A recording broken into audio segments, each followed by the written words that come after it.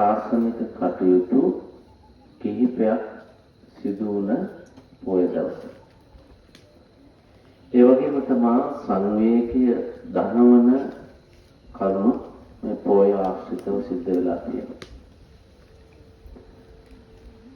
මේ දරුවෝ දන්නවා, මේ වැඩිහිටියෝ දන්නවා බුදුරජාණන් වහන්සේ ඇසලපුන් පොහොය දවසේ ධම්සක් ප්‍රවතුන සූත්‍ර දේශනා කරලා බරණස ඉසිපතන මිග ඒ කාලේ ශික්ෂාවක් විදිහට ඒක පැනවෙ නැතත් වැහි කාලේ ආරම්භයත් එක්ක ඒ මාස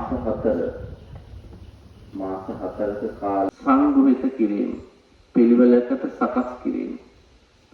ඒ අනුව තමයි දීර්ඝ වශයෙන් දේශනා කරපු දේශනා දීඝනිකාය විදිහට, මධ්‍යම ප්‍රමාණයෙන් දේශනා කරපු දේශනා මජ්ක්‍ධිම නිකාය විදිහට, ඊළඟට ආකොලා විදිහට, ඊළඟට ගාථා උදාන චුත්තක ආදී මෙන්න මේ දහම් කොටස් වෙන වෙනම සංඝ පරපුර වලට දුන්නා, බාර දුන්නා, ආරක්ෂා කරන්න, කටපාඩම් කරන්න, පරම්පරාවෙන් පරම්පරාවට අරගෙන යන්න. ඒ අනුව ආනන්ද මහරහතන් වහන්සේ බාරගත් දීඝනිකාය තමන්ගේ ශිෂ්‍යානුශිෂ්‍ය පරම්පරාව මේ ගංගාවල මෝඩිය වංශිකයෝයි මේ ශාක්‍ය වංශිකයෝයි ගහගන්න. ශ්‍රද්ධාවන්ත මෝඩිය කියලා කියනවා තමයි. ප්‍රඥාවන්ත තමයි ශ්‍රේෂ්ඨයි කියලා නෑ.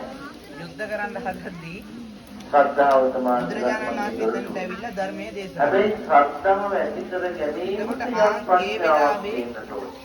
නේ බුදුරජාණන් වහන්සේට පැහැදිලා